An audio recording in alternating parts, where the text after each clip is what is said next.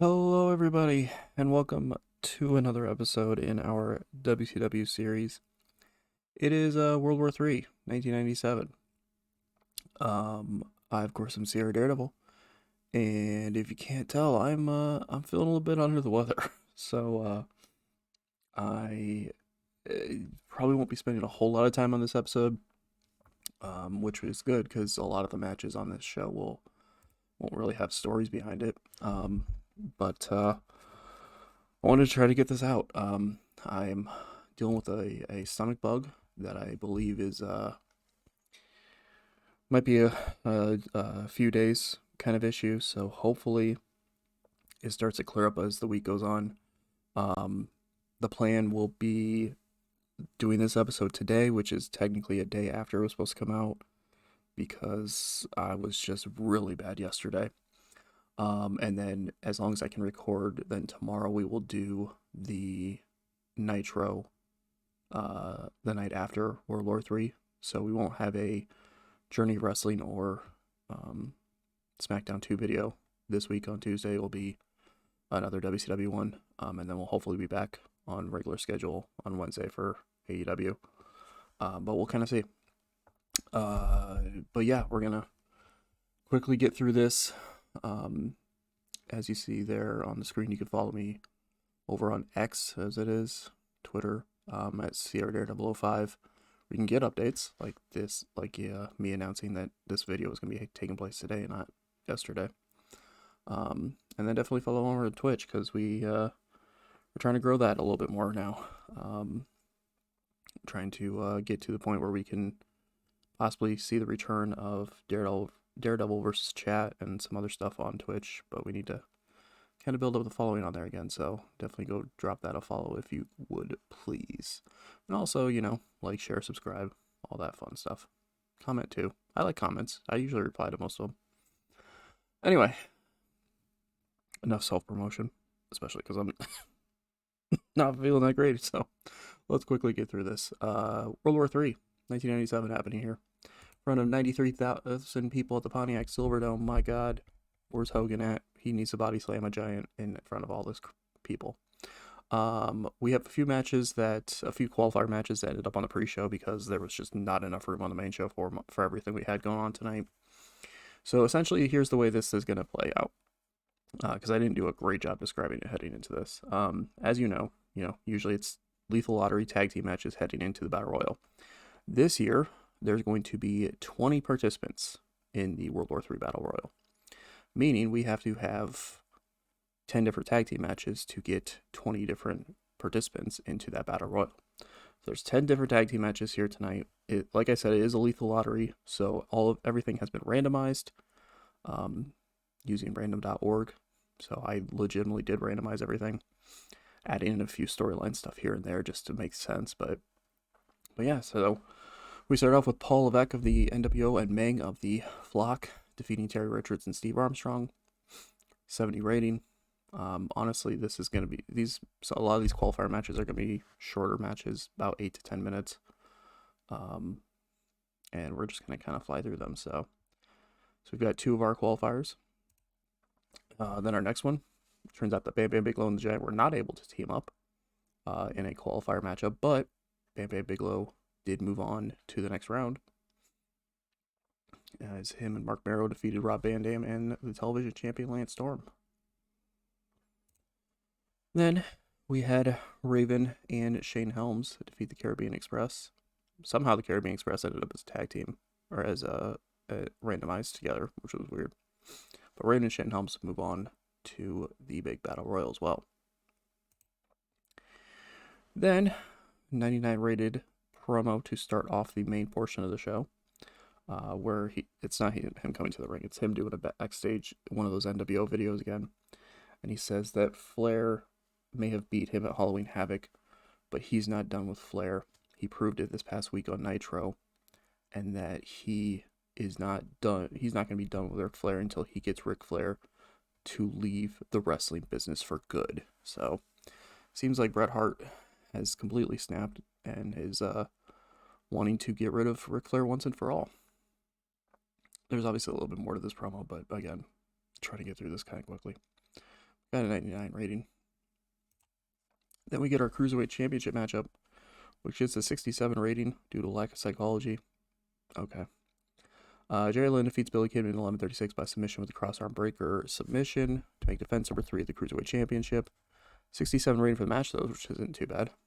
But, yeah, 79 from Lynn, 54 from Kidman. Gained heat for the storyline. Kidman with a valiant effort, but was not good enough to be able to beat Jerry Lynn on this night in front of 93,000 people at the Pontiac Silverdome. Then another qualifier match sees Dustin Rhodes and Al Snow get the victory over Ron Simmons and Rocky Maivia. Also somehow randomly ended up together as a tag team in this. So Dustin Rhodes and Al Snow move on to the Battle Royal at the end of the night. Tag team titles on the line as Sting and Barry Windham defeat the Four Horsemen in 10:22 when Windham pinned Marcus Bagwell with a flying lariat to make defense number 1 of the tag team titles. 89 rated for the match. 61 from Bagwell, 92 from Benoit, 75 from Barry Windham, and 84 from Sting. Benoit's up there, man. Benoit's, 90 in-ring performances. He's up there. But, yeah, unfortunately, the Horsemen unable to get the job done against Sting and Barry Windham. Again, this was kind of a mini feud built out of respect for each other, so they're not too, it's not one of those, like, they're bitter about the loss kind of thing. Like, they respect the fact that they couldn't get the job done. Which I just noticed. I thought they got an 89. That's insane. We got a 100 rated segment where even though Paige performed poorly and was poor improvising dialogue, it still got a 100 rating.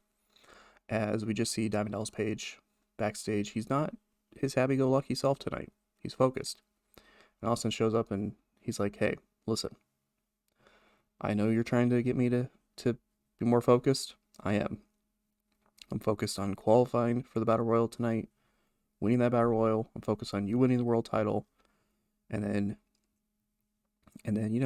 maybe we'll face each other for the world title sometime in the future. But more importantly, you'll be a little more protected and all that stuff." And Austin again is like, "I don't need protection. When I win the world title tonight, I'm not going to need protection. I'm wanting to beat anybody who comes my way." Paige is like, "Yeah, I know, but like, I got your back." So kind of a little bit of a segment between these two, a little more serious than normal, but yeah, kind of interesting to see how that works out as it gets a 100 rating there. I did make the decision. I was going back and forth about it in the last episode. I did make the decision to put the world title on in the main event. Reason being, that the way things are playing out, it made more sense for it. So there is that. And you'll see that as the main event. So Steve Austin and Cactus Jack will be the main event of World War III tonight. Then we have Alex Wright and Chris Kanyon defeat Kaz Hayashi and Brad Armstrong in 8:12. This one had a little bit of a note because Kurt Hennig came in and attacked Brad Armstrong during the matchup, which led to the victory for the other team. Of course, continuing the Kurt Hennig-Brad Armstrong feud that was going on. Wright and Kanyon don't work well as a team. Well, that's good to know. That's kind of another little thing I can use with, get away with the World War III thing, is I can find tag team chemistry for people I probably wouldn't normally team up together. Like Kanyon and Wright, I never really planned on teaming them up before, but now I know for the future that I can't. So, there you go. 69 rating for this. Nice.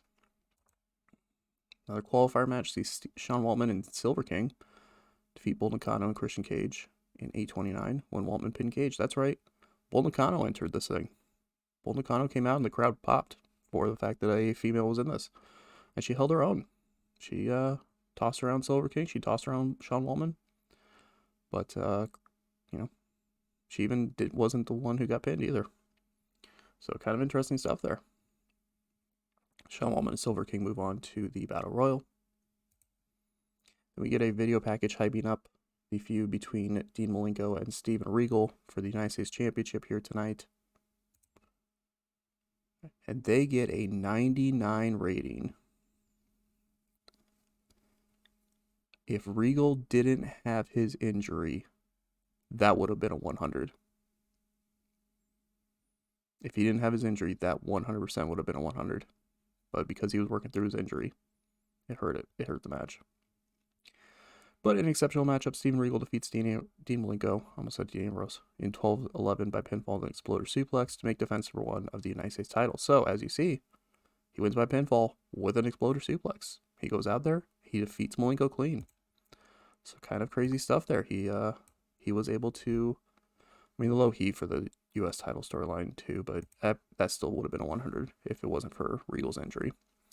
But yeah, Regal was able to beat him cleanly. So now the question is, where do things go from here? Where does Dean go from here? Where does Regal go from here? Dean Malenko with almost a 100 in-ring performance.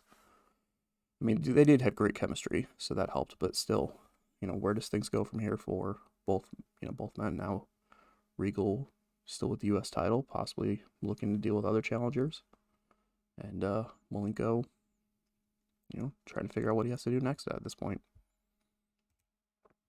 62 rating for this, as Jesse James Armstrong and Juicer Thunder Liger defeat Curt Hennig and Medusa. Medusa also entering this in 909 when Liger pinned Medusa with a surprise cradle, thanks to Otaki coming in and attacking Medusa, continuing that storyline. Yeah, not a great match. Jesse James Armstrong and Juicer Thunder Liger have zero chemistry as partners, so that's also good to see. Now I know that for the future. Not that I ever really planned on having them team up, but now I know that for the future.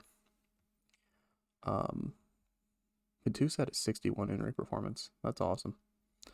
But yeah, Liger and Armstrong moving on to the next round. Kind of a surprise upset victory. Wanted to make sure there was at least one pretty big surprise upset in the qualifier matches, and so there you go. I thought about having Brad Armstrong come out and cost Curt Hennig the match as well, but I was like, yeah, we've already advanced that storyline. Let's advance Mayumi and Medusa instead. Another qualifier match. This one, I don't know how the heck this got randomly put together. This could have been a banger regardless. Diamond Dallas Page and Randy Savage defeat Booker T and Rikishi Fatu when Savage gets a victory over Fatu. 76 rating for the match. So this was a really good match here. That sees Page qualify for the Battle Royal, as does Savage. Surprisingly, Booker T and Rikishi Fatu not moving on. Like I said, when this randomly got put together, it was like, man, which tie do I have win? It's kind of back and forth about it, but for the storyline purpose, I needed Page and Savage to win. So there you go. So Page could win that Battle Royal tonight to protect his friend, so to speak. Savage could win it, end up with a shot at the world title again. There's still a couple of other qualifiers here too. See who else qualifies for the Battle Royal. But before we get to that, we get a 100 rated promo as Ric Flair comes to the ring. He doesn't come out of the ring; he comes out on the stage. I need to edit that. But he's patched up. He's got the big bandage on his forehead. He's clearly beaten up after this past Nitro, and he says that Bret Hart, if you want to get rid of Ric Flair, you're going to have to kill Ric Flair to get rid of him, because now all you've done is just further piss me off even more, where I'm coming for your blood, I'm coming for your life, for your livelihood, I'm coming, you know what, screw this, I'm coming for your goddamn career. So there you go, Ric Flair wanting to take out Bret Hart as well. So, this is getting very serious, a very big blood feud kind of thing going on here with these two. Then another qualifier matchup, we see Too Cool Scorpio and Big Bubba Rogers defeat Scott Armstrong and Samu. So there you go, Scorpio and Big Bubba Rogers moving on to the Battle Royal. Very interesting for Rogers, who's been suffering a bit of a losing streak lately, to qualify for that. So that's good to see for him. And then in our final qualifier, the Giant and Yoshihiro Tajiri defeat Sexton Hardcastle and Rick Martel. So Giant and Tajiri move on to the Battle Royal as well. So there we go. We have all 20 participants, and we will have to see who wins that Battle Royal. Before we get to it, we get an 89 rated promo where we just have Chris Jericho. Just kind of talking about how he's not done with the world title. He's not done with trying to get that world championship around his waist. He may be, he may have lost in the semifinals of the world title tournament, but he's going to be watching that world title match later tonight with a lot of vested interest because he will be trying to earn himself a shot at that title afterwards, kind of thing. So basically just kind of hyping up that he wants a shot at the world title. Then the Battle Royal happens. Al Snow and Jesse Armstrong have to make the skin sale. Good to see.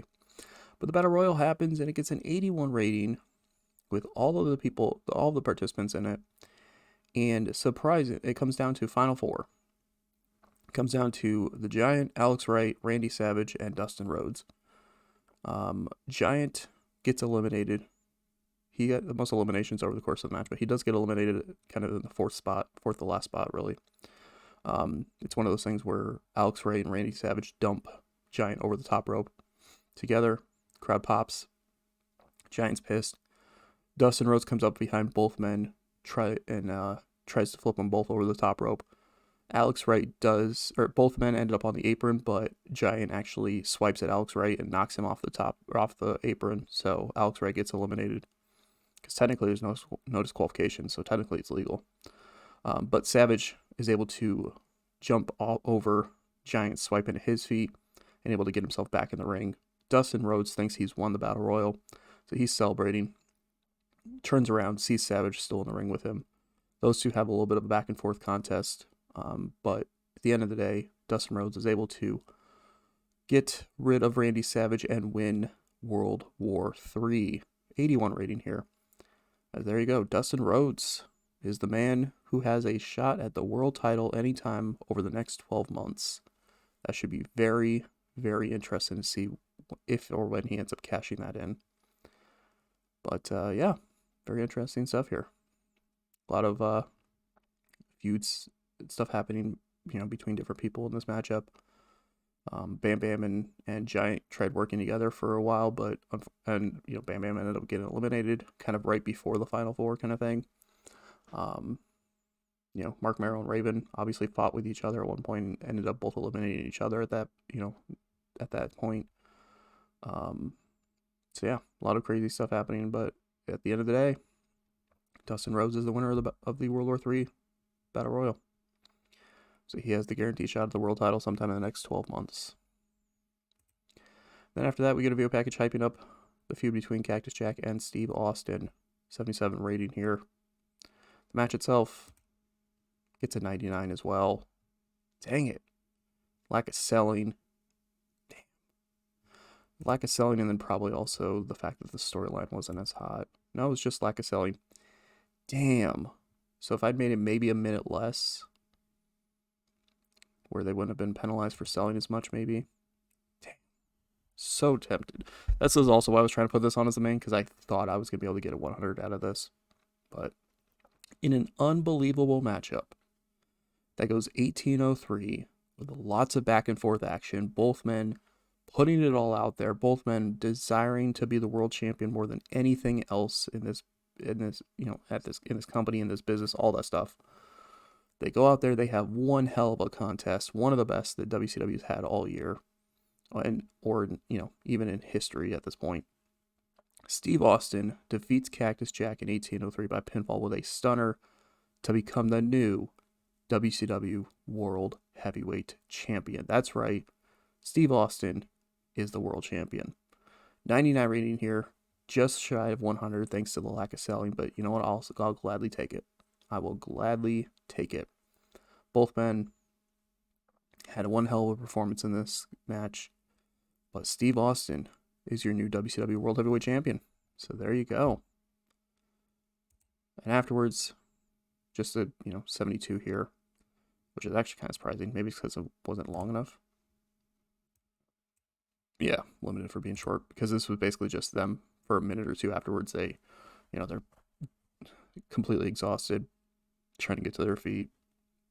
Cactus, the referee goes to hand the world title to Austin, but Cactus grabs it, kind of looks at it for a second before he puts it on Austin's shoulder and shakes his hand and raises his hand and all that stuff. So we get a bit of respect there.